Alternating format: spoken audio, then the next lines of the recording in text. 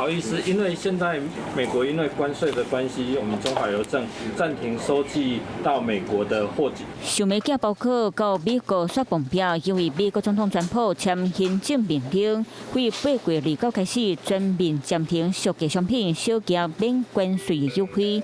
全部寄到美国，等于或者是无800块美金，差不多新台币24,364的进口邮件，拢要纳关税。所以要求为今仔日开始暂停收要寄到美国的5大商品类的邮件。原来商业快递呢，都已经有从收件人、寄件人这边呢，在寄件的时候呢，就完成相关的一个进口关税的一个支付哦。那全世界的邮政呢，在这一波里面，并还没有建立这样的一个机制。美国小件包括免税制度已经实施几10年，提起减省100几200亿的进口费用。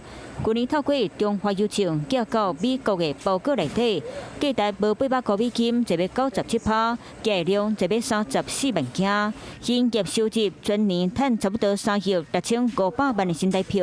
那欧洲各国邮政公司嘛，伫咧川普的关税政策，拢先暂停寄包括到美国。follow 全世界的一个邮政公司 IPC 的建立机制呢，我们也会跟着它的时程，并没有办法在这个短期内掌握。国内我们短期间呢，会来跟这些商业快递业者呢洽询他们的借接方式。虽然民众会当透过全球商业快送代收服务寄包裹，不过若是以公斤半小件包裹为例，原本邮价只要1310块 ，DHL 和 FedEx 无包含关税，拢要2000块以上，贵上少1倍。